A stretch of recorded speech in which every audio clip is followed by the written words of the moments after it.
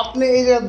on duty আপনি on duty চাইতেছে plaster করাইবো তো আমি কইতাম না হ্যাঁ রোগী চাইতেছে যে প্লাস্টার করাইবো এটা আমি কইতাম তাহলে আপনি হ্যাঁ যদি করে দেবেন তাহলে হ্যাঁ গেলে করে দিতেন না পাল মেডিকেল যদি আপনি করতে পারেন তাহলে আপনি গেলে হসপিটাল করতে হতেন না রোগী কে দেখবো তাইলে হ্যাঁ রোগী কে দেখবো মানে রোগী কে দেখবো আপনি এটা রোগী না এটা তো অবশ্যই আপনি তো ইমার্জেন্সি না জিনিস কি অর্থোপেডিক নাকি হ্যাঁ এটা তো ইমার্জেন্সি না তো এটা তো ইমার্জেন্সি কোনটা ইমার্জেন্সি আর ডাক্তার নাই এখন এই এমওসি তো আসিল এমওসি তো কই আমি এখন গেছে ঠিক আছে তো আমি তো রোগী দেখতেছি না আমি তো উঠতেছি না এখান থেকে আমি তো এখান থেকে সাইরা আমি তো উঠতেছি না আমি তো এখানে রোগী দেখতেছি তো রোগী আপনি যদি অর্থোপেডিক্স হন আগে অর্থোপেডিক্স তো দেখবেন না তো আমার লুক লাগবে তো প্লাস্টার টেকনিশিয়ান আপনি দেন প্লাস্টার টেকনিশিয়ান পাল মেডিকেলে আছে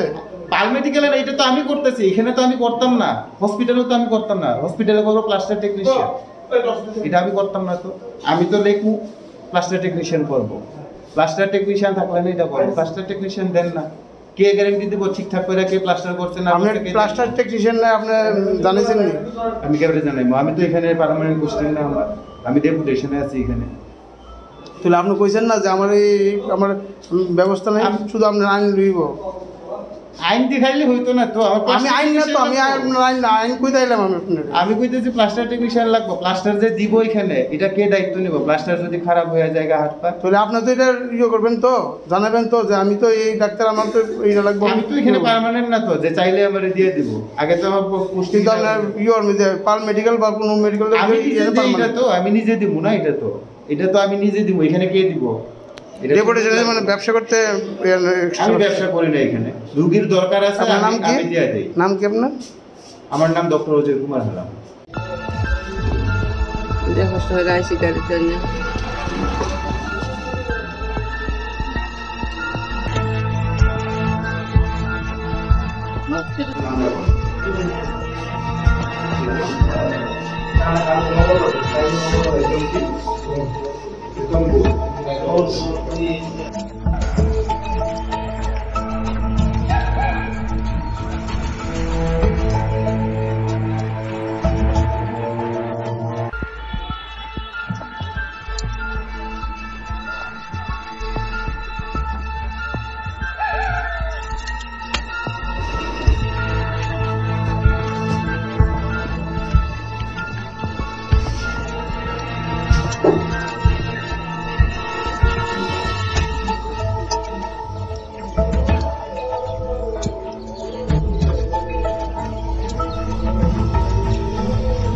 আসার পরে খাওয়া ব্যথা পাইছে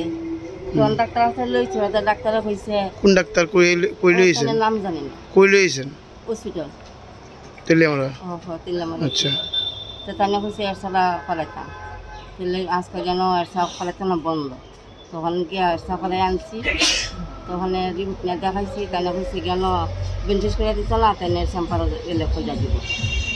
তখন আমি আবার জিজ্ঞেসি আপনার চেম্পার কোনো আমি তো জানি না কইছে ফাল মেডিকেল কি কারণে ব্যান্ডেজ করে দিত না এটা আমি জিজ্ঞাসি না তাই বলে খেতে দিতেন না কিছু কইছেন না আপনি না এইটা আমি ফিরে জিজ্ঞাসি আপনার বোনের নাম কি তা বাসমা দেবনাথ বয়স 60 কিভাবে পড়ছে ওই তো বাইরে গেছিল ফিসলা খাইয়া ফইরা বাড়ি কই আপনার মরানিপুর আপনার নাম সাধনা দেবনাথ আপনার বড় বোন আমার বড়